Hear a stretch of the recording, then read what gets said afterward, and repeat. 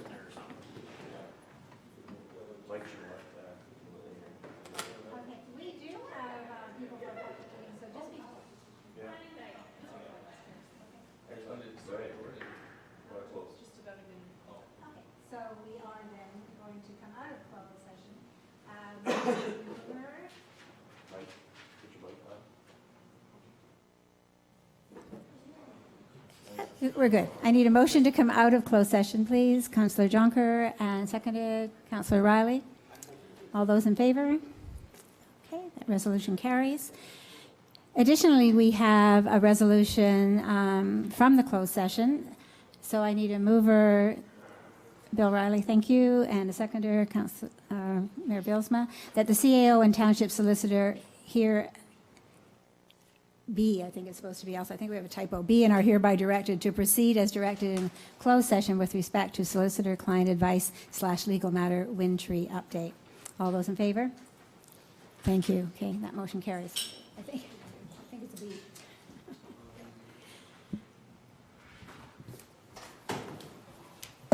Okay, I'm going to call this meeting to order, but I'm going to start by apologizing for the lateness of the hour.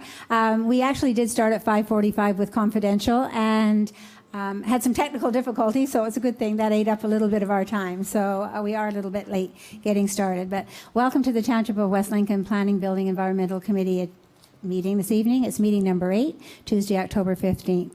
Note to members of the public that all cell phones, pagers, and PDAs should be turned off. Additionally, for your information, please be advised that we are audio-video recording this meeting. So far, we are. Hopefully, it continues. My name is Cheryl Gannan, and I'll be chairing this meeting. We have dealt with our confidential matters, and so we're going to move into change of order of items on the agenda.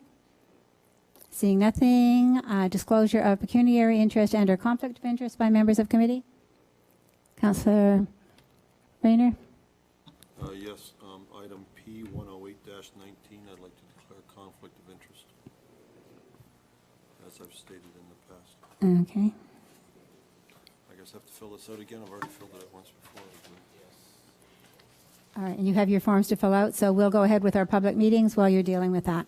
So the first public meeting this evening is, a planning meeting to consider a zoning bylaw amendment application submitted by Garrett Borma and Nicole Ravensbergen, Jeremy Denbeston agent. The Planning Act requires in Section 34, subsection 12, that before passing a zoning bylaw amendment, Council must hold at least one public meeting for the purpose of informing the public in respect of the proposed zoning bylaw amendment. The purpose of this public meeting is to receive comments and answer questions from the public regarding the zoning bylaw amendment submitted by Garrett Borma and Nicole Ravensbergen.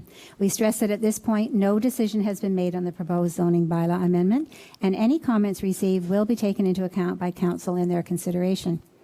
The Planning Act requires in Section 34, subsection 14.1, that Council advise the public that if a person or public body does not make oral submissions at a public meeting or make written submissions to the Township of West Lincoln before the bylaw is passed, the person or public body is not entitled to appeal the decision of Council for the Township of West Lincoln to the Ontario Municipal Board. Will the Deputy Clerk please advise of the method and dates by which notice of the public meeting was given? Proper notice was given to the residents within 120 meters of the subject property by way of individual notice mailed September 6, 2019. Additionally, a yellow sign was posted on the subject property and a notice of hearing was issued on the Township's website. Okay, thank you. Will the consultant planner from MHBC, Kelly Motel, please explain the purpose and reason for the proposed revisions to the zoning bylaw amendment for Garrett Borma and Nicole Ravensbergen? Now, I think probably since you were here the last time, we don't have a podium. I'm trying to think about the timing that you last were here, Ms. Ortella. I think we had a podium and a separate microphone, and now Mr. Treble is sitting where I presume you will be. I don't know how to make it full screen. Yes, it's been a while. So just give me a couple minutes and I will see if I can make this work. Mr. Treble, Oh, there we go. you're okay? Okay, great.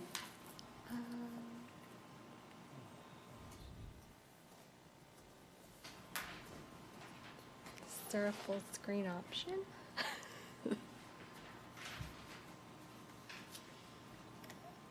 Oh, jeez.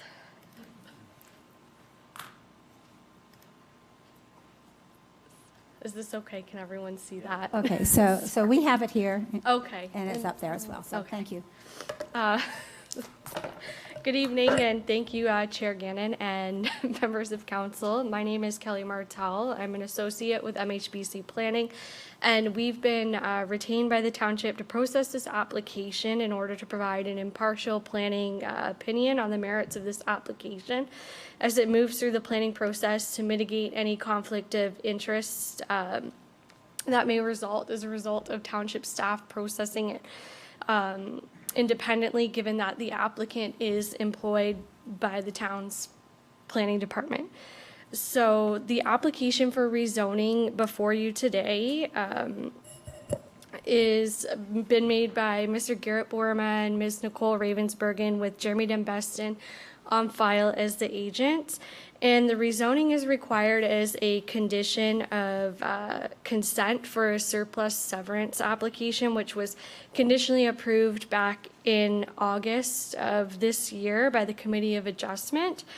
And so no decision is being made tonight on this application, as the chair noted. And the intent of the application is to apply an agricultural purposes only zone with special exception to the severed agricultural parcel to preclude the development of a residential dwelling on the lot in perpetuity, and then the retained residential lot will be rezoned to rural residential with a special exception to allow for the accessory shed on the property to exceed the permitted 100 square meters set out in the rural residential zone. It's just slightly above that. And so the property is shown up here on the slide, and it is municipally addressed as 4846 Vaughan Road, and it's generally located on the south side of Vaughan Road and west of the intersection of Heaslip Road and Vaughan Road. And what is before you today in the staff report is an overview of the applicable provincial, regional, and local policies and regulations that will be used to assess the merits of this application and a recommendation brought forward at a future date. And what I will do briefly is summarize each of those documents as set out in the information report, and to give you guys an idea and members of the public an idea of what we'll be using to make our assessment and recommendation. So first is the provincial policy statement, which discourages the creation of new lots in prime agricultural areas unless it's a result of a resident surplus to a farming operation as a result of farm consolidation. On this, Mr. Dembeston is the intended purchaser of the proposed agricultural lands, and he's a bona fide farmer who owns 153 acres of land nearby. And the purchase of the proposed severed agricultural land, therefore, would constitute a consolidation. And Mr. Dembeston resides on his property at 4827 Vaughan Road. Therefore, the existing dwelling on the subject lands would be surplus to his needs. But in order to conform to provincial policy, the severed farm parcel is required to be rezoned to agricultural purposes only, and the retained residential portion would be rezoned to rural residential. The growth plan echoes the provincial policy statement. The same policy framework is in place in the growth plan, which precludes the creation of new lots in prime agricultural areas except for in instances of severance, and they would require the APO be placed on the lands as well. The regional official plan, again, just incorporates the policies of the provincial policy statement and the growth plan. Additionally, in their comments on the associated severance application that was processed in August, regional staff identified they had no objections to the severance application, but the condition being that a rezoning be made so that the agricultural parcel would be maintained for agricultural uses in perpetuity. Additionally, the regional official plan and the local official plan set out parameters under which the severed or retained, in this case, residential parcel should be no larger than 0.4 hectares, except for where necessary to accommodate servicing or water supply, regularization of the lot. In this case, this lot is a bit larger than the 0.4 hectares, but the regional staff have identified that this increase in size is appropriate due to the regularization of the lot and the location of the septic on site. And the official plan for the Township of West Lincoln, again, echoes the provincial policy statement, the growth plan, and the regional official plan sets out a few other parameters at a local level under which these severances and future APO rezonings would be considered. And in this case, again, it's the 0.4 hectares in the lot size, which we determined through our analysis of the consent application that the larger size was appropriate. Existing today, the property is zoned agricultural and environmental protection, and the proposed application would rezone the residential lot to rural residential with a site-specific exception dealing with the oversized shed.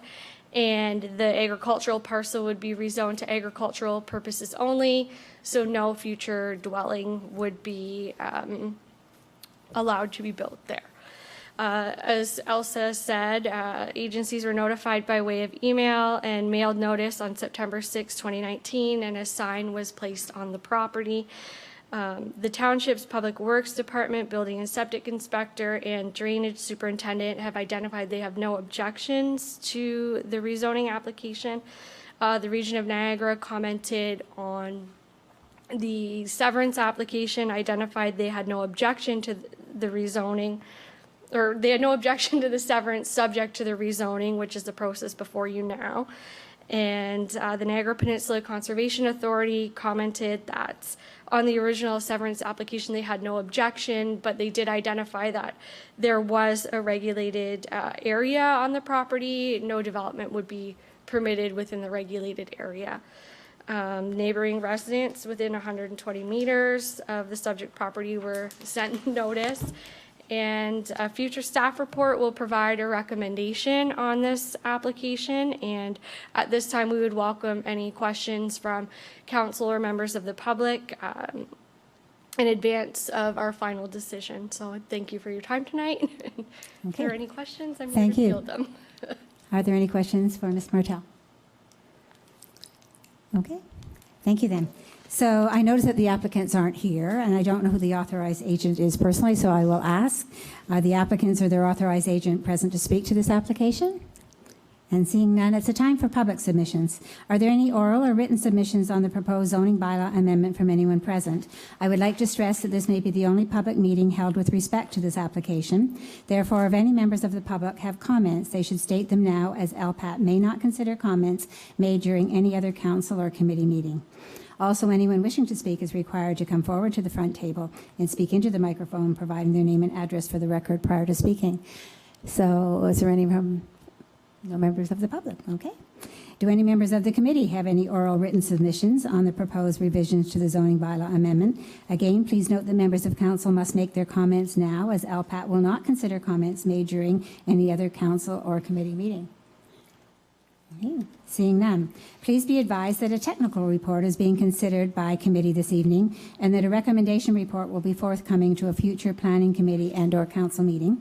Please be advised that once the planning committee or council has made a decision with respect to the zoning bylaw amendment, and if approved by council, a notice of its passing will be circulated within an appeal period. There is an attendance sign-in sheet, which is located on the table near the exit doors, which we would ask all present to sign. Please ensure that when signing the attendance sheet for this evening's committee meeting, that you place a check mark in the column marked Borma and Ravensbergen if you wish to be advised of any subsequent meetings and or decisions on this matter. Therefore, people who are interested in observing council and or committee discussions about a particular bylaw should not solely rely on mailed notices and thus miss the opportunity to attend the meetings. It is suggested that you watch the township's website for posting of agendas to review items that will be discussed at a council and or committee meeting. The agendas for meetings are posted on the Township website at 4 p.m. on the Friday prior to the meeting. Additionally, meeting schedules are also noted on the website for the public to view. If you wish to receive notices by email, it is suggested that you include your email address with your mailing address and your phone number on the attendance sign-up sheet. So this public meeting with respect to the proposed zoning bylaw amendment is concluded at the hour of 7:02.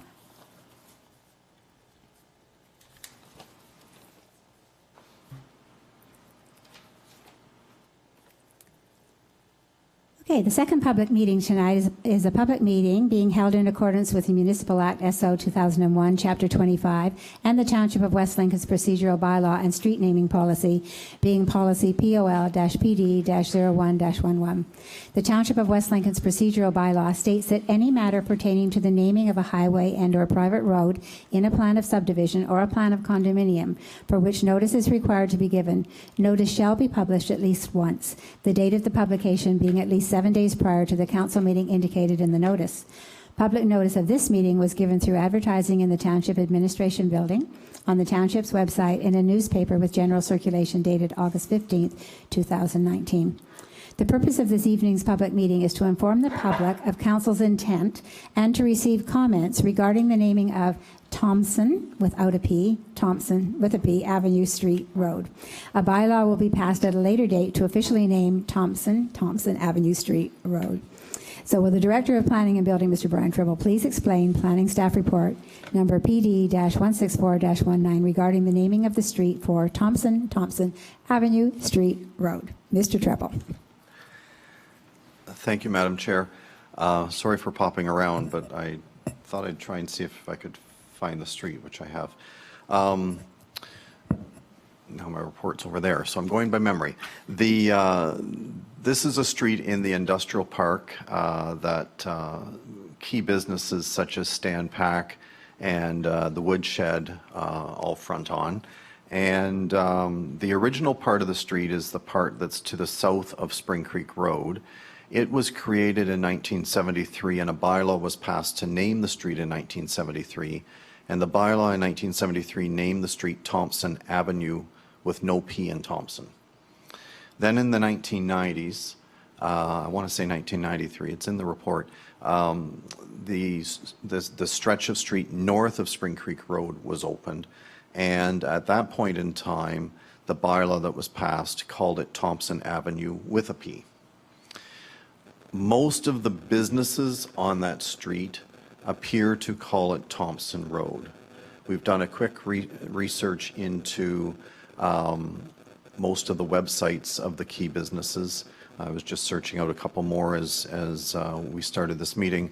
And from what I can see, Thompson Road, Thompson with a P, seems to be the predominant spelling of the street. But in order to change the bylaw, we need to hold this public meeting, hence the reason we're here again tonight. It's another one of these 911 per fixes that we're trying to do. And so staff's report is basically just to put on the table the fact that it would appear that the simplest solution is to take Thompson, whichever spelling, and Avenue Street or Road, depends on whether you're doing a Google search or a Yahoo search or whatever as to what comes up. And basically, let's just pass a bylaw for the whole thing that calls it Thompson Road after we've had the public consultation. So that, Madam Chair, is sort of the essence of my presentation for now. Okay, thank you, Mr. Tribble. So are there any oral or written submissions from any members of the public regarding the naming of the street in Thompson Avenue Street Road? And again, a reminder to members of the public to come forward to the microphone and give their name and address prior to speaking. Are there any oral or written submissions from any members of council regarding the naming of the street in Thompson Avenue Street Road? Mayor Bylsma. So the one that I think is clearest is in 1993. The northern portion was also called Thompson with a P, but Avenue. So I think that there's a bit of a no-brainer on whether it's called Avenue. I know that road is being used as a matter of course and as a matter of habit, but I think we have grounds to say that it's definitely an avenue, and where the road came from is anybody's guess. But so I'd like to think that that part is clear, that it's called Thompson Avenue, both official, in both locations on documents that we've approved in council. So I'm not saying that it's not going to be a simple fix, but at least we have some basis for saying that avenue was used in both locations by our documents. Just wanted to get that on the record. Okay, thank you. Any further? Nope. Okay. Please be advised that a technical report is being considered by the Planning Committee this evening and that a recommendation report will be forthcoming to a future Planning Committee under council meeting. Everyone is invited to stay in attendance to hear the committee's comments and a recommendation with respect to the naming of the street in Thompson Avenue, Street Road, which will take place shortly following the conclusion of this public meeting. Additionally, there's an attendance sign-in sheet which is located on the table near the exit doors, which we would ask all present to sign. Please ensure that when signing the attendance sheet, you place a check mark in the last column if you wish to be advised of any subsequent meetings and/or decisions on this matter. So this public meeting with respect to the naming of the street in Thompson Avenue, Street Road, I hope that's the last time I have to read that, is concluded at the hour of 7:08.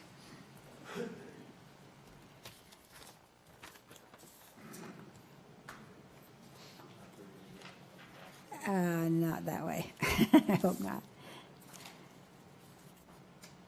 Okay, moving on then. There are no appointments this evening, but there is an opportunity for the public to address items that are on the agenda. The time of 5 minutes has been provided during this, so there's an opportunity for the public. Are there any members of the public present who wish to address any items on the Planning, Building, Environmental Committee agenda? Mr. Crow.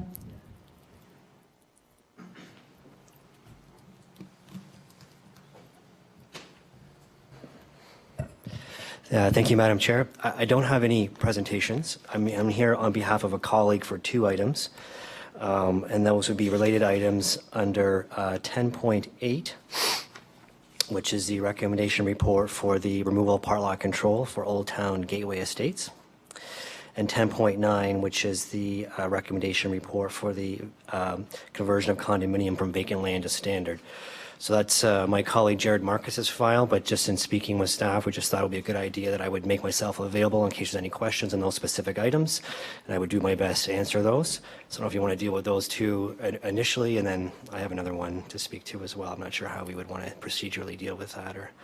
Well, we can, if there's anybody on committee with a specific question, having read the reports, if there's something that is still outstanding in your mind about those reports.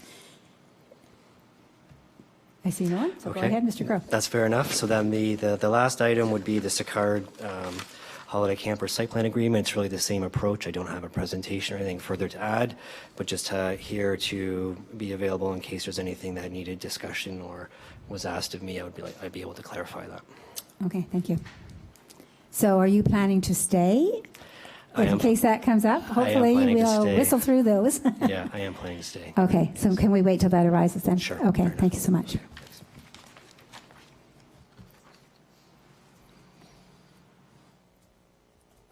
Okay, so we're moving to consent agenda items. All items listed below are considered to be routine and non-controversial and can be approved by one resolution. There will be no separate discussion of these items unless a council member requests it, in which case the item will be removed from the consent resolution and considered immediately following the adoption of the remaining consent agenda items. So I'm looking at item P103-19, consent agenda. Recommendation is that the Planning, Building, Environmental Committee hereby approves the following consent agenda items. Items 1, 2, 3, 4, and 5B and are hereby received for information with the exception of Councillor Trombetta. Madam Chair.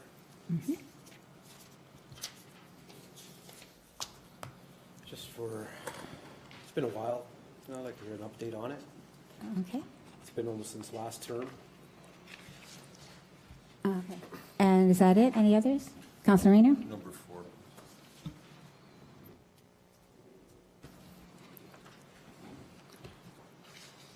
Okay, so I will read these so that people are aware. Number 1 is the Multi-Municipal Wind Turbine Working Group Minutes, July 11th, 2019. Number 2, the technical report number PD-159-19, Garrett Borma and Nicole Ravensbergen. Jeremy Dimbeston, agent, zoning bylaw amendment. That's file number 1601-014-19. Number 3, a technical report, number PD-164-19, 911 PERS, relating to the correction, I have to do it again, of the spelling Thompson and correction of Suffolk's Avenue Street Road. Number 4 is an information report, number PD-16219, hiring of Richard Van de Zand as project manager for the urban boundary expansion project. And although that says hiring, it should say, in fact, engagement or engaging. And I apologize I didn't catch that sooner. And number 5, information report number PD-165-19, notice of adoption, regional plan amendment number 15. So we're leaving out number 1 and number 4. And so I need a mover. Councillor Riley. And a seconder, Mayor Bilsma.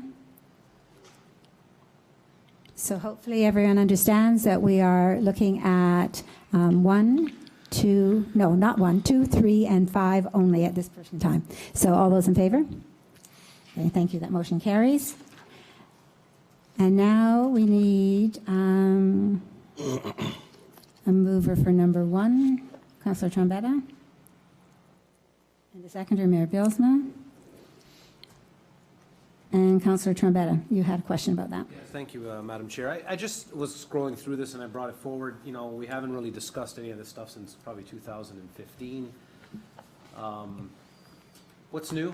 What's happening? Is this still a group that's progressing? Does it still need to be done? I know Councillor Yonker and the Mayor, if anybody would like to, just for comment, for see what's going on in the group, I guess. Okay, thank you. Councillor Jonker? Yeah, I guess I can update you with the fact that September 12th, I went to the last meeting, and there was that concern was brought up as well. Like, are we still a working group? Are we still accomplishing anything? And that was from some of the other municipalities as well. So what we've been trying to do is get together with a couple MPs.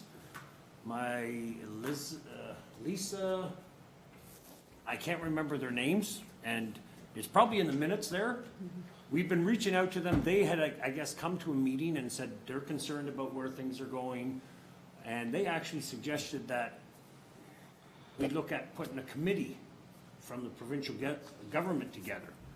So that we're, as a committee, this working group was very interested in doing that. They put names forward to, and then the MPPs never got back to us.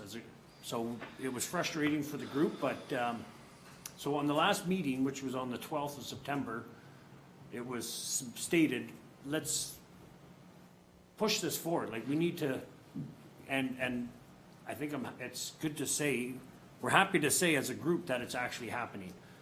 The next meeting is set for November 14th, don't quote me, but, and then both MPPs will be there, and we'll work towards getting the hope is that we get a committee together on the provincial end of things to deal with concerns of hazardous material when these wind turbines come down. You know, you have 3 blades on each windmill, and where do they go? Do they go to the regular landfill, or are they hazmat material? There's so many questions that we have to figure out that, so this is so what's actually moving forward now is what I can report. Good. So Councillor Jonker, I read that report in the minutes, and it sounds like there was also an indication that our MPP, Sam Osterhoff, should be invited. Yeah, he was Has invited. anything come of that as well? Has he had that extended to him, that invitation? Yeah, he was invited, but he couldn't make that the date that they had given him. Right, but moving forward, is he interested in getting involved in that? Yeah, do you think? I don't even think if they asked him the second time again. So Wow. we'll I'll bring that forward, but yeah, he had said he's interested, but the date that they had proposed wasn't. The other MPs never answered. So then they sent out another letter, but it just went to those 2 again. So then I think they forgot about Sam. But we don't know that Well, yet. you don't know that, but going forward, that's well worth Yes. keeping in mind, right? Yes. That if they're going to be those types of discussions, certainly Niagara should be involved. So, Yeah. okay, thank you. Mayor Bilsma? And just to add, Councillor Jonker and myself have re-engaged with the multi-municipal work. They've been doing work quite consistently all along, and there's new data that keeps coming out from various countries like Australia and Europe with respect to siting. The other change that's happened is there's been a repeal of chunks of the Green Energy Act, or most significantly, and we've dealt with them here already, and this council's giving us some latitude in terms of citing and passing some bylaws, which our staff are engaged in. That was brought about by, or initiated by the multi-municipal wind turbine group, saying, you have this opportunity, here's, get this process going. The other thing that was highlighted, and I just want to highlight, is some of the wind turbines are now getting into their 8th to 12th years old, which means we're closer to their decommissioning than they are to their setting up. So there's been largely almost a standstill on new projects, but now municipalities are looking at their disposal, and so you can kind of see the flavors, like how are we going to dispose of these things, and what's the protocol. I will say this, some of the turbines that went up are in very poor shape, and they're in their 10th to 12th year, so the half-life, there's a lot of problems in other municipalities, and because they're leading the way, I think we reap the benefit of having one of the later projects that was approved. So I just highlight, I think that this is very appropriate that we continue to throw thrust behind this group and their continued efforts. So hopefully that provides some information. Thank you. Great, thank you. Okay. Thank you, Madam Chair. Councillor Rayner? Thank you. Through you to Mr. Mayor. I was under the assumption that those turbines were contracted to private owners on private land, and it was their responsibility to dispose of the turbines however which way they had to at the end of the contract, and had no liability or responsibility to the township or anybody else but where those turbines are located. Is that not correct? That is, I think that is what the agreements were made here as well, and, but what they are talking about is we have a perfect little example of a gas station on John Street. Who owns it?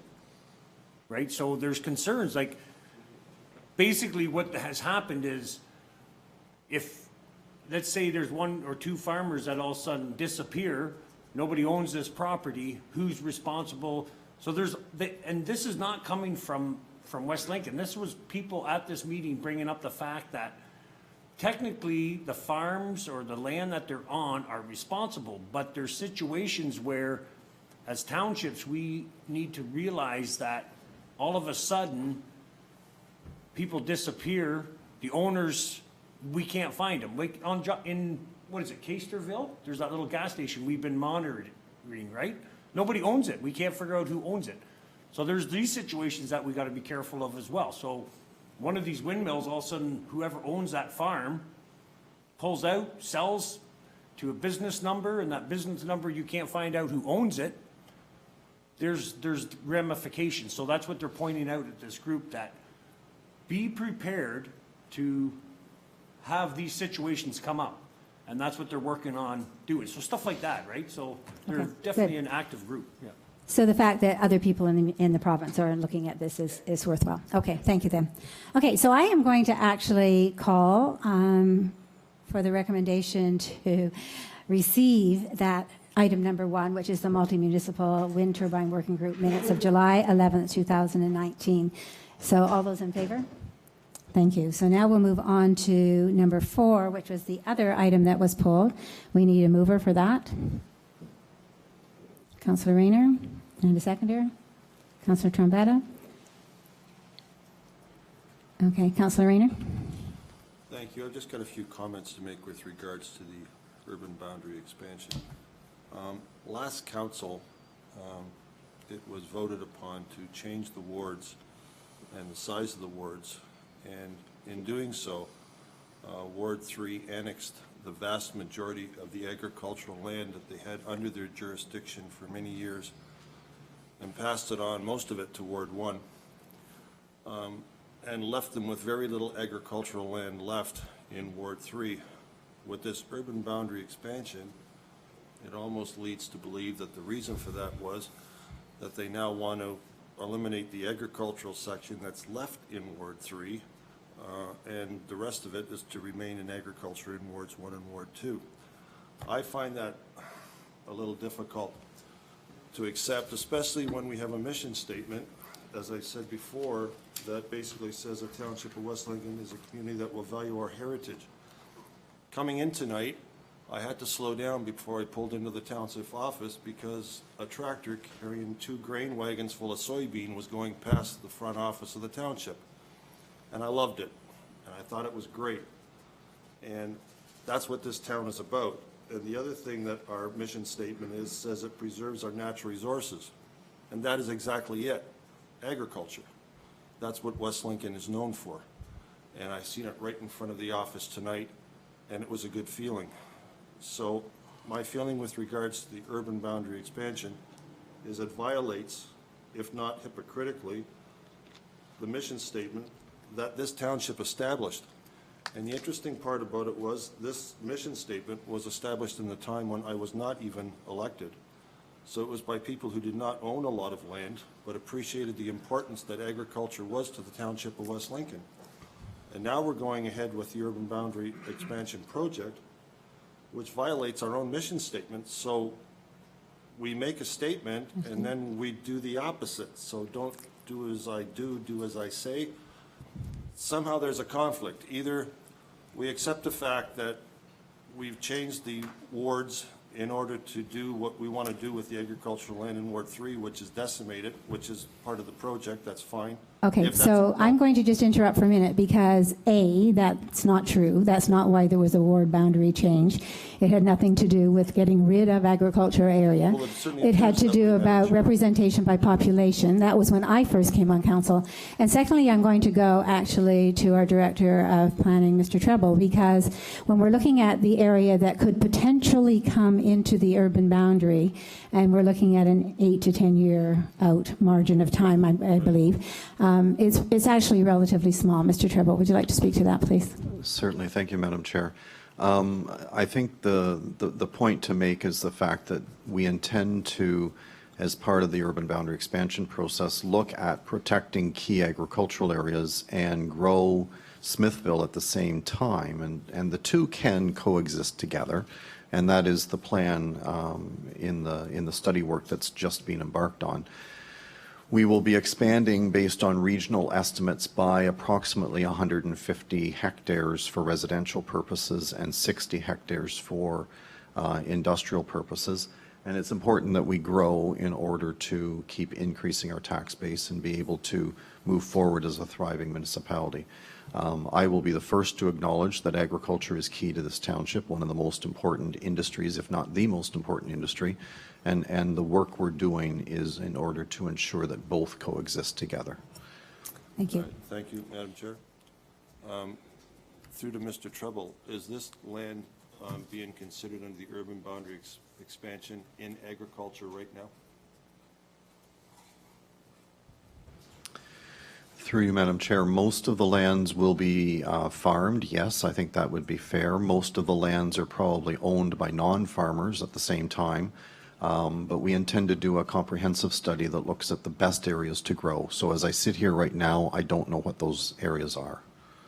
Right. So my point is, if the land is in agriculture, in order for this expansion to coexist with farming, it can't, because in order to expand, you have to destroy the agriculture. So it can't work together. One has to give, one has to go, one has to stay. Whether the land is owned by the particular farmer or rented out, as long as it's in agriculture, that was the purpose behind the government allowing the tax credit for the land for the people who do not actually farm it. As long as you rent it out to somebody with a farming registration license, that land can still be maintained in agriculture as if it was an actual farmer who owned the land and doing it, which was the purpose behind keeping the land in agriculture. So you can't have one with the other. One has to go or one has to stay. They can't work together. You can't take the land out and put a subdivision on it and saying you're working with agriculture. No, you took it out of agriculture. So as long as that part, I just want to say then what this township needs to do then, without sounding like a bunch of hypocrites, is this mission statement, which was established by this town, has to be changed, because you can't value your heritage and you can't preserve your natural resources by taking what this township stands for out of operation. It doesn't make any sense. So the mission statement needs to be rewritten. So in we such a are way- in the process with our strategic plan that's being done of looking at all of those things. And we spent 5 hours last week looking at those very things. So I think that your point has been well made in terms of what's going on. But I think Mr. Tribble has explained to the best of his ability at this point in time, without knowing the details, without knowing where the growth will come, without knowing which land will come in. And that's the reason that item number 4 is there, was not really to discuss what's going on, but just to continue to have Mr. Van de Zandt, who had been part of the regional portion of input into that, continue on as the manager of this. So I'm going to call for the vote on that. All those in favor of item 4? Opposed?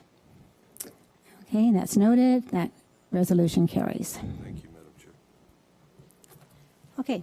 There are no communications that I'm aware of this evening, and so we're going to move on to staff reports. 10.1, item P104-19, Planner Alexa Cooper and Director of Planning and Building Brian Treble. Re-report number PD-152-19, recommendation report John and Eva Vukovic, Jim Vukovic, agent, zoning bylaw amendment, file number 1601-013-19. The recommendation is that report PD-152-19 regarding John and Eva Vukovic, Jim Vukovic, agent, zoning bylaw amendment, file number 1601-013-19, dated October 15th, 2019, be received, and 2, that Section 34, subsection 17 of the Planning Act apply, and that no further public meeting is required, and 3, that application for zoning bylaw amendment 1601-013-19 submitted by John and Eva Vukovic and a corresponding bylaw be approved and passed, and 4, the staff be authorized to circulate the notice of decision for zoning bylaw amendment with the corresponding 20-day appeal period. So I need a mover for that, please. Mayor Bylsma, and a seconder, Councillor Riley. Are there any questions or comments about that? All those in favor? Any opposed? Okay, that motion carries. Item 10.2, item P105-119, Planner Alexa Cooper and Director of Planning and Building, Mr. Brian Treble. Re-report number PD-153-19. It's a recommendation report, zoning bylaw amendment, temporary use bylaw, the Campia Garden Suite application for extension, file number 1601-007-19. The recommendation is that report PD-153-19 regarding zoning bylaw amendment, temporary use bylaw, the Campia Garden Suite application for extension, file number 1601-007-19, dated October 15th, 2019, be received, and 2, that Section 34, subsection 17 of the Planning Act apply, and that no further public meeting is required. And 3, that temporary use rezoning application 1601-007-19 in the name of Paul and Linnea Campia be approved. And 4, that staff be authorized to circulate the notice of decision for the zoning bylaw amendment with the corresponding 20-day appeal period. I need a mover for that, please. Mayor Bylsma, seconder, Councillor Riley. Are there any questions, comments? Seeing none, all those in favor? Any opposed? All right, that motion carries also. 10.3 is item P106-19, Planner 1 Alexa Cooper and Director of Planning and Building, Mr. Brian Treble. Report number PD-097-19. It's a recommendation report. Dave Foran, which is Arlington Crane Site Plan Authorizing Bylaw, file number 2100-013-18. The recommendation is 1, that report PD-097-19 regarding Dave Foran, Arlington Crane Site Plan Authorizing Bylaw for file number 2100-0013-18, dated October 15th, 2019, be received. And 2, that a bylaw be passed to authorize the mayor and clerk to sign a site plan agreement with Dave Foran of Arlington Crane and Bank of Montreal mortgagee once all site plan details are sorted out and substantially completed. I need a mover, please. Councillor Trombetta. Seconder, Mayor Bylsma. Are there any questions or comments about this item? Okay, seeing none, all those in favor? And any opposed? Okay, that motion carries. 10.4 is item P 107-19, Planner 2 Garrett Bormer and Director of Planning and Building Brian Treble. Re-report number PD-156-19. It's a recommendation report. 2634331 Ontario Inc. This is Avertex Utility Solutions, Industrial Park Road, south of Pearson Street on the Open Road. Site plan agreement and authorizing bylaw, file number 2100-012-18, and the recommendation is 1, that report PD-156-19 regarding 2634331 Ontario Inc., Avertex Utility Solutions, Industrial Park Road, south of Pearson Street on open road allowance, site plan agreement and authorizing bylaw, file number 2100-012-18, dated October 15th, 2019, be received, and 2, that a bylaw be passed to authorize the mayor and clerk to sign the site plan agreement. So we need a mover for that motion, please. Okay, Councillor Riley, and a seconder, Councillor Jonker. Are there any questions or comments about this item? All right, seeing none, that recommendation also carries. Oh, I didn't ask for a vote. All those in favor? Thank you. Sorry about that. I'm already on to the next one. Okay, 10.5 is item P 108-19, Planner 2 Garrett Borma and Director of Planning and Building Brian Treble. Re-report number PD-158-19. It's a recommendation report. Seacard Holiday Campers Limited, 7568 Regional Road 20, site plan agreement and authorizing bylaw, file number 2100-014-19. And the recommendation is that report PD-158-19 regarding Seacard Holiday Campers Limited, 7568 Regional Road 20, site plan agreement and authorizing bylaw, file number 2100-014-19, dated October 15th, 2019, be received, and 2, that a bylaw be passed to authorize the mayor and clerk to sign the site plan agreement. This is the item that Councillor Rayner has declared a conflict on, so he will not be voting. I need a mover, please. Mayor Bilsma, and a seconder, Councillor Trombetta. Are there any questions or comments on this item? Councillor Trombetta. Thank you, Madam Chair. Through you, Madam Chair, to Councillor Treble. Where are we at right now? I know we got a slurry. I got a slurry of calls when things started, wheels started turning, and fences started coming down, and so on and so forth. Through you, Madam Chair, we are in round 2 of site plan review right now. We're close to having a final site plan, but we're not quite there. There's a few more details to finalize. Staff have committed to having one final meeting with the neighbors as part of the second site plan review. So once that comes in, we're going to invite them to come in and take a look at the site plan. They don't really have any appeal mechanisms or anything on the site plan, but they do have the opportunity to comment, and so we're providing that to them. Where things got a little messy in my mind was that Seacard kind of prematurely started to work on things before we actually had agreements on paper. And I think they've backed off a little bit, waiting for this process to finish. Okay, perfect. That's the answer I was looking for. Thank you, Okay. Mr. Director Treble. Thank you. Thank you, Councillor. Anyone else? Councillor Jonker, did you have something you wanted to say? No, you're okay? I'm good. Okay. Okay, that's good. So Mr. Crow, thank you for staying through that at least, and I think probably the questions have been asked, unless there's somebody else. Okay, so then I'm going to call the vote. All those in favor? And opposed? Okay, the motion carries.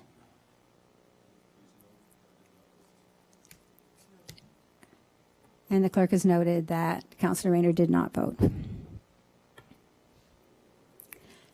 Okay. Item P 109-19, Planner 2 Garrett Borma and Director of Planning and Building Mr. Brian Treble, re-report number PD-161-19. This is a recommendation report. Fred and Joyce Boscher, 2942 and 2946 Regional Road 12, Grimsby Road. Site plan agreement and authorizing bylaw, file number 2100-015-19. So the recommendation is, one, that report PD-161-19 regarding Fred and Joyce Boschert, 2942 and 2946 Regional Road 12, Grimsby Road, site plan agreement and authorizing bylaw, file number 2100-015-19, dated October 15th, 2019, be received. And two, that a bylaw be passed to authorize the mayor and clerk to sign the site plan agreement and any amending agreement needed on the existing site plan registered on title.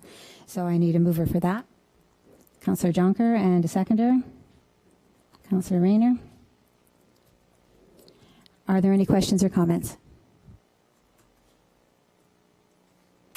Okay, all those in favor? And that motion carries.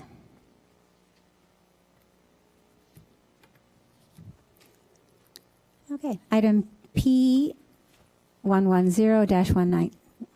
Director of Planning and Building, Mr. Ryan Treble, report number PD-118-19. It's a recommendation report, Smithville Urban Boundary Expansion Study, hiring of consultant teams. The recommendation is, one, that report PD-118-19 regarding the recommendation report, Smithville Urban Boundary Expansion Study, the hiring of consultant teams dated October 15th, 2019, be received.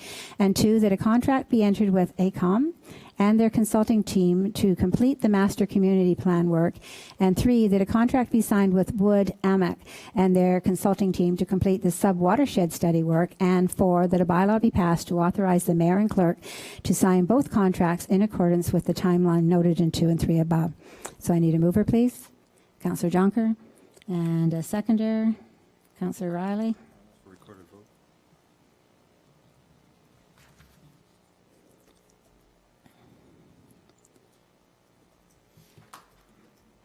Okay, so are there any questions or comments? I've made note of that. Thank you. I didn't tell you, you called it out, so the clerk noted and I noted. No questions, no comments. So I have one, actually, Mr. Treble, just in case members of the public are not aware of how this is being paid for. Would you mind explaining that, please? Certainly. Through you, Madam Chair, in July, the landowners that are part of a landowners group in the Smithville area signed an agreement with the township that indicated that the front ending of all of the costs of these studies would be incurred by that group, with an understanding that at the time of development of whatever lands actually come in that we aren't aware of or aren't sure of yet, but at the time of development approvals later on in the future, money would be collected as part of the development charge and returned to them as a credit towards offsetting costs. So they're carrying the costs of these studies, but in the end, most will get paid back as development proceeds. As we mentioned before, though, at this point in time, I don't know which lands are in and which ones won't be. So some developers that are participating may benefit by having their lands personally in. Others may have to be providing offsets to the developers that did not make it in. And that's an arrangement between them at that end. So for us, the cost is really just a flow through. We will be paying the bills and then getting reimbursed by the landowner's lawyer. Thank you. Thank you. Okay. Any other questions or comments? Last call. Councillor Rayner. Yes, Madam Chair, but it's important also to note that it isn't to their financial benefit to do that, because the amount of money that they will be getting if this should be rezoned is certainly not realistic to the value of agricultural land. So this is purely for their monetarily benefit that they will receive, which would be astronomical compared to the actual value of that land if it was just left as agriculture. Okay, thank you. The only reason I asked is because there are some people who regularly watch our meetings, and I didn't want them to think that this was a cost that the township was bearing as a just-in-case proposal. So thank you. Councillor Riley. Thank you, Madam Chair. Actually, through you back to the Director of Public, or Director of Planning. Planning, sorry, Brian. Because I know in the notes there was talking about the appeal that we have going on currently with our DC's thing. Is there any indication where that is? Is that still kind of standstill, waiting for, I guess, the review to take place? Is that a question I can ask right now? Through you, Madam Chair, we can't get into a lot of details because that is a legal matter, but I can say that we're working with legal counsel. Our legal counsel is working with their legal counsel to try and sort out if there may be a way to settle or mediate. And once we have that figured out, we'll be reporting back to you guys in confidential on that issue. Thank you. Okay, thank you. So we're ready for a vote then. Oh, Councillor Trombetta, okay. Sorry, Madam Chair, to jump in there at the last minute. Just got a question through you to Director Treble. On the first urban boundary expansion, I guess back in the day, Brian, where I guess the Greek Town Hall is, where the school is, when did that start, the work started with all that? Through you, Madam Chair, sorry, which lands? That, I guess where the St. Martin's is, the new St. Martin's, all those lands into the urban boundary, expand across the street. Well, nothing's developed there yet, but really, let's say that. The Northwest Quadrant, is that what you're looking Yeah, at? that urban boundary. When was that all started up then, back then? Just curiosity. The Northwest Quadrant lands. Well, we've been talking about urban boundary expansion the entire length of time I've been here. It started long before me, back in the early 2000s. And the swap lands, the Northwest Quadrant lands, actually came in 2015 as part of a creative settlement that the township sorted out. So I would say it probably took the better part of 5 years to sort that out. The Streamside lands, they came in the 90s sometime, I believe, when Lauren Nelson was mayor, is my understanding. Okay, that's the reason for that question. So it's taken It takes a long time. a long A long time, a long for time. this stuff to actually take place. So this could be another 20 years, possibly, by the 10. time this actually goes through. Thank you. Councillor Rayner. Thank you. I believe the time when the particular property that Councillor Trombetta was referring to is where the public school is right now. That was rezoned back when Lauren Nelson was the mayor of Yeah, this township. that's what Mr. Treble was I remember when saying, that yeah. happened. So if you look back whenever that era was, that's when that happened. But at So that it doesn't time- happen quickly is the bottom line, and Councillor. at that time, when it was rezoned, some of it was for residential, and I believe 6 acres at the front was for commercial. It was either 6 or 10 acres at the front was supposed to be commercial, and that was left that way for a long time. My take is Councillor Rayner saw that when he was probably 40, and then says further on 20 years from now. 20 years from now, you might see the next thing. We're not worried. Okay, so Councillor Rayner did call for a recorded vote. So, Madam Clerk, you ready? Ready. Councillor Rayner.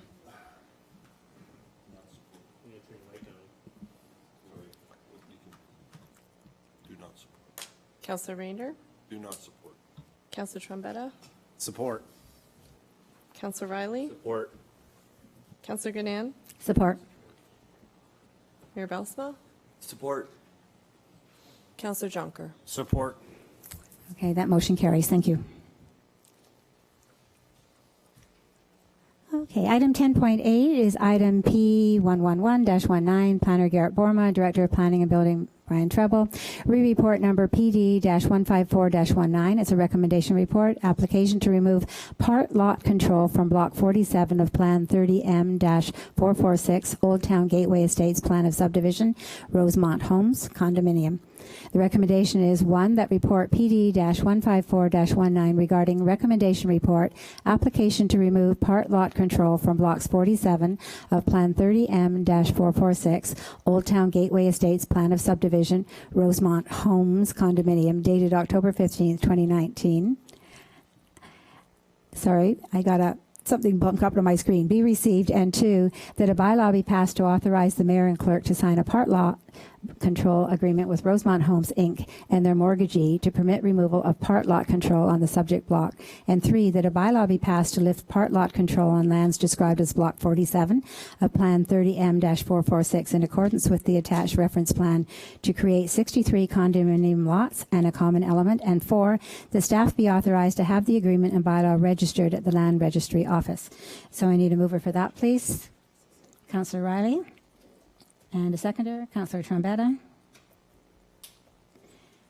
Are there any questions or comments on this item? Mayor Belsma.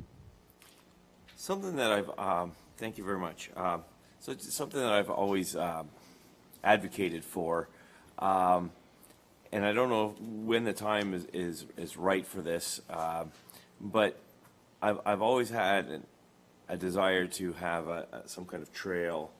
And I'm wondering, is there an MOU that we could do with the owners of this when is that a good time to establish maybe some connectivity? Because I've always had a desire to have some kind of walkway that connects the Vision, more or less the old train station, to the Village Square Plaza as a back road. And we've talked about this before, and I've mentioned it to and because they're private land, because it's condominium, there would have to be some kind of MOU, memorandum of understanding, that allows this to take place, because I don't think we could impose that upon there. But I'd like to know if when that could happen, or if that could happen, or if it's already too late. Mr. Tribble, any idea about that?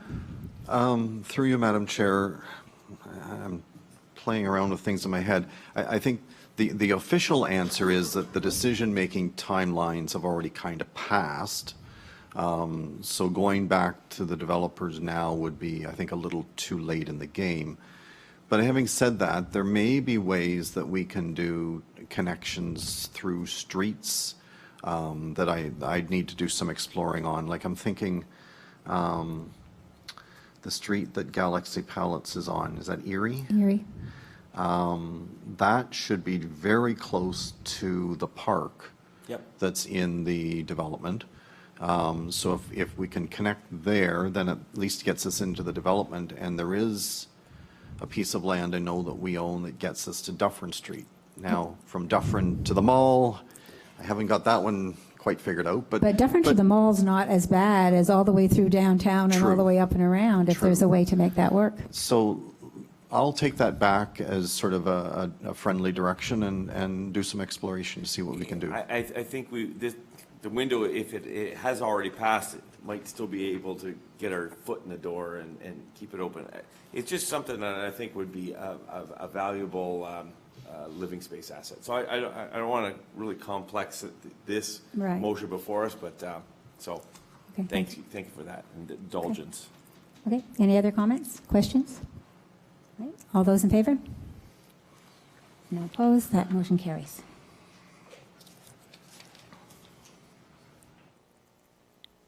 Okay, item P112-19, Planner Garrett Borma, Director of Planning and Building Brian Treble. Report number PD-155-19. It's a recommendation report, application to change conditions, convert vacant land condominium into standard condominium on Block 47 of Plan 30M-446, Old Town Gateway Estates Plan of Subdivision, Rosemont Homes Condominium.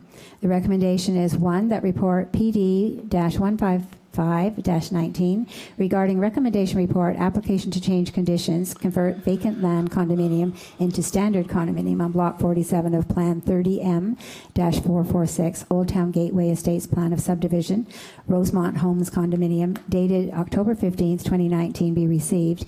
And 2, that the application to convert the draft plan of condominium from a vacant land condominium to a standard condominium be approved. And 3, that condition number 1 on the conditions for draft approval dated September 17th, 2019 be amended by replacing vacant land with standard. And 4, that a bylaw be passed to remove the 1-foot 0.3 meter reserve along Dennis Drive and the proposed development as shown on block 53, 54, and 55 on Plan 30M-446, and dedication of each block as a public highway. So a mover, please. Councillor Riley. Seconder. Councillor Jonker. Are there any questions or comments about this? Madam Chair, if I may, our clerk has a resolution to make an amendment to 2 of the clauses 2 and 3. So I Okay. just wanted to make sure that was, and I think there should be a memo for each of the councillors that explains what's going on. The word standard should not have been used. It should have been common element. This condo stuff is a little bit challenging at times, and the way condo developments occur in the city of Hamilton end of things versus the region's end of things are slightly different. We're changing the terminology, but the end result of this process is much the same. It just allows for the developer to start building before he actually registers the condo plan. Thank you for that explanation. I'm sorry that I missed that. So we do have that in front of us, and I did get intent on reading all of this and left that. So I'm going to go back then. Number 1 stands as read with all of the rest. Number 2 now says that the application to convert the draft plan of condominium from a vacant land to a common element condominium be approved. And 3, that condition number 1 on the conditions of draft approval dated September 17, 2019 be amended by replacing vacant land with common element. And then the rest continues. Therefore, that a bylaw be passed to remove the 1 foot, and so on, as I've previously read. So with that in mind, our mover, Councillor Ryder, you're fine with that, I hope? And Councillor Jonker, you're fine with that change? Okay, thank you then. Now, are there any questions or comments? Okay, all those in favor? And seeing no opposed, that motion carries.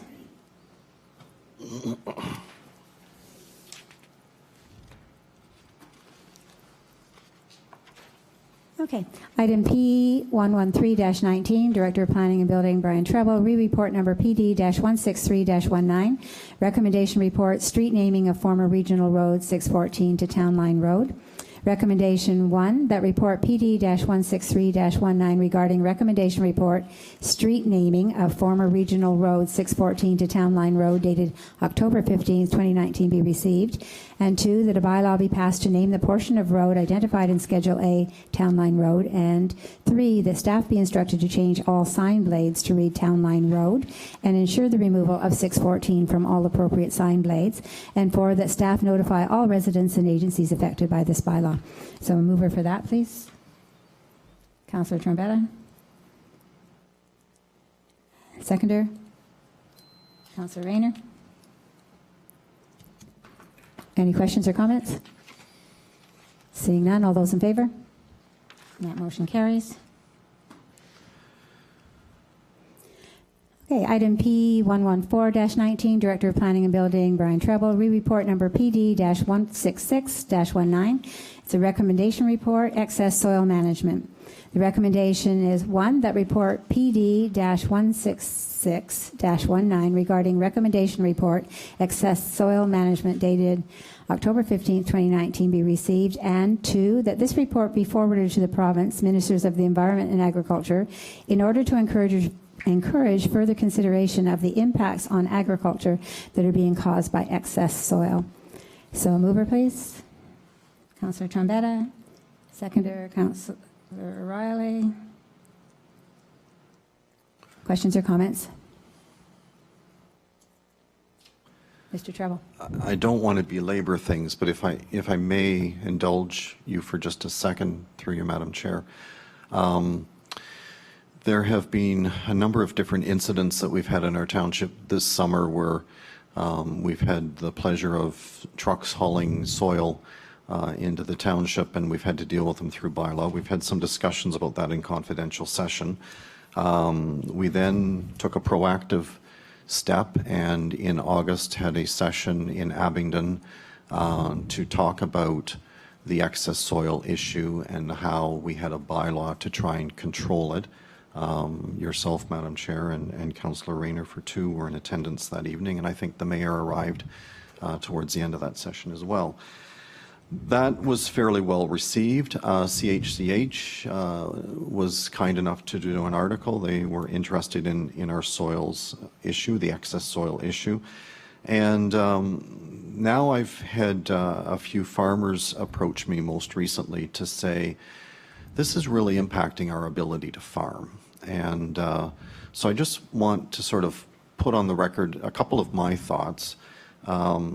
We've had an opportunity now to speak to MPP Oosterhoff as well as MPP Skelly. MPP Skelly has made some changes to some of the legislation already to require that all of the hauling of soil be registered with the ministry, I think the Ministry of the Environment, and they're supposed to be doing substantial tracking of where soil is going, where it's coming from, what its quality is, how many trucks, what volume, and the whole bit. Although there seems to be a gap there because they're not providing that information to the receiving municipality. And then secondly, the biggest issue I see is that the Ministry of the Environment has been the focus of all of the provincial work to date. They've done a good job putting together a best management document that explains about the importance of making sure the soil is not contaminated, making sure that they do things in an environmentally friendly way, and all of that. But the piece that's missing, and Councillor Rayner might have an interest in this, the piece that's missing is the fact that there's nothing in any of the legislation that says that the way the soil is put on the land has to be for the betterment of agriculture. Our site alteration bylaw has done so, but I think we're the only one from what I can tell, and certainly that was the message I heard from MPP Skelly on Friday. So she's quite interested in what we're saying over here about trying to protect agriculture. I look around the township, and in fact I look around the region, and I see hundreds of acres of land being destroyed through the importation of, excuse my language, but crap soil that is not doing anything to better the ability of the land to grow crop. No permission, no approvals, nothing required, and no penalty for doing so in most instances. So I think we're starting to get the ear of the province, and I think there may be a chance that we can somehow get them to step up to the plate. Discussions I've had as of today with the Ministry of Agriculture and Food, they sort of acknowledge and agree that there's a piece of the puzzle missing, and so MOE has led the charge and has not brought OMAF to the table, and they need to do so. So I wanted just to present that. If, you know, as I said to Skelly when I had a chance to speak with her, there's something wrong with the process and the fairness of the process when you can be a landowner. I'm not going to say a farmer, because I don't think most of these people are true farmers, but you can be a landowner and destroy your land for monetary gain, but yet to do an urban boundary expansion project to bring maybe 400 acres into the urban boundary is like a $1.6 million process. So that's something that I think needs to be looked at in the province. I think we have their ear finally. That's good. Just further to that, I was glad to hear you say something of penalties, because as I read all of that report, I thought, oh, this is good, this is good, this is good. I'm reading through. And then I thought, but we know we have people working outside of those boundaries and just, you know, not following the rules and regulations that are in place. And we're being stuck with some of that. And I didn't read anything anywhere that indicated anything about penalties for not following procedures. So I think that's a good point to be made. Mayor Bilsma.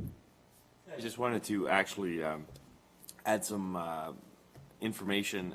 Last Wednesday, I had the opportunity on behalf of the NPCA to meet with Minister Urick. The CAO of the NPCA, Gail Wood, was able to accompany me. And in the room was an executive assistant from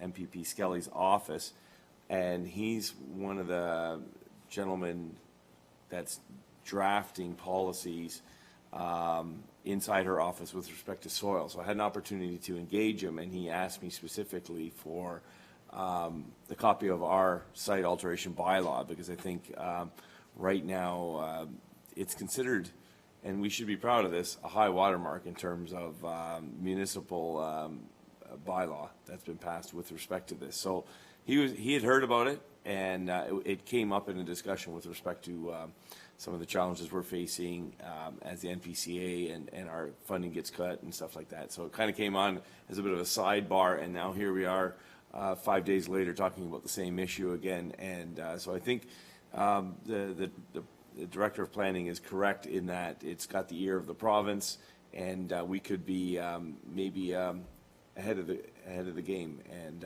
be able to contribute meaningfully to this dialogue about soil removal and removal. Thank you. Councilor Rayner? Thank you. Yes, further to that, I don't think reputable farmers in the agricultural community intentionally do this. In fact, I don't think they're even involved in it, and they're probably very upset. I know I am when I see it. Because these people, a lot of them, have no respect or understanding of agriculture. To them, it's an investment. You buy a piece of land out in the country, you find a bunch of developers in Toronto that want to get rid of their dirt, and you pocket the money and you destroy the land, but you didn't care for the land anyway, so it doesn't matter, and you don't live in the township, so who cares? That's really what the whole thing amounts to. And my son, who lives in Grimsby, has a horse farm off of Kemp. Grimsey's got that, where they've got 2 or 3 spots on Kemp Road where the trucks just keep coming and coming and coming, and it's like 4, 5, 6 feet high. They didn't even scrape the topsoil off first, fill the crap in, which is mostly rock and debris and stuff from, apparently it was the Toronto subdivision, and then cover it again with the topsoil, so at least you can do something with it, even though it isn't unsightly. But the other negative impact to do that is you affect the drainage of all the farms in the area. And you can severely handicap the ability of the farm next door to operate their agriculture when their land is flooded all the time. So there's so many offsets, but basically it's been such a cash cow for a number of people that it's just an investment to buy the land just to dump it and then walk away. And I agree with our mayor that I think our site bylaw that we've come across is a strong one. It took a while. It took a lot of litigation and time to put together, but it was a good one.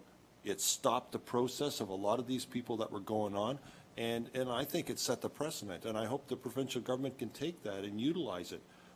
And the other thing is we need penalties. We need penalties for people. And the best penalty, in my opinion, you can do is have them remove that material at their cost. Okay, thank you. Thank you. All right, so we have a motion on the floor, and I'm going to remind you that it was moved by Councillor Trombetta and seconded by Councillor Riley. All those in favor? And that motion carries. Okay. Moving on to other business, we have item P116-19, Mayor Bilsma, read the Township of Warwick Resolution Enforcement for Safety on Family Farms. The recommendation is that the resolution received from the Township of Warwick dated June 26, 2019, regarding enforcement for safety on family farms be received and, I presume, supported. Mayor Bilsma. Did I?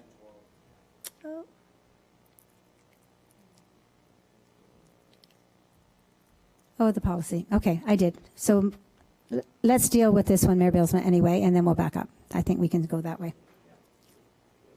So you wanted to speak to that? So I'll move and support, propose an amendment that we support it.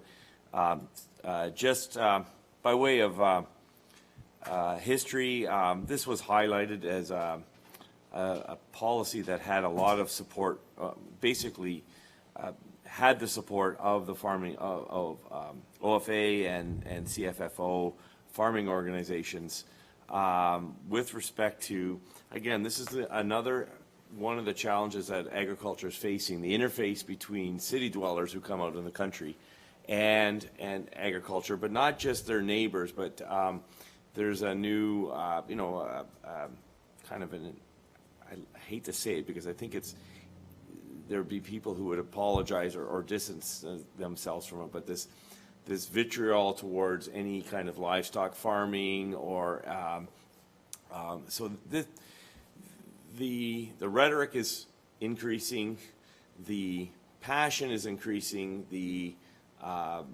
disagreement is heating up, and the debate is heating up, such that some farmers who grow poultry, raise dairy or pork producers are feeling threatened by organizations that have a different philosophy with respect to raising of animals for human consumption and human use. Having said that, this one's been developed. Warwick adopted it first, but it was brought to my attention by one of the local the president of the local ag association to get on board because it's been widely adopted and supported. So hence it's before you. I think it came to all our attention. So therefore, we need a seconder since Mayor Bilsma is moving that. Councillor Jonker? Okay. All those in favor? And that motion carries. And I apologize. We're going back to item P115-19. Planner Alexa Cooper and Director of Planning and Building Brian Treble, report number PD-160-19. Recommendation report review of proposed amendments to the provincial policy statement.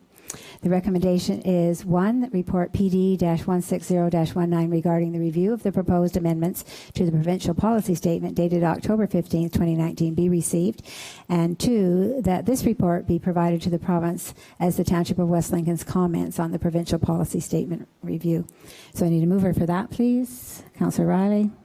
And a seconder. Councillor Rayner. Are there any questions or comments on that? Okay, all those in favor? And that motion carries.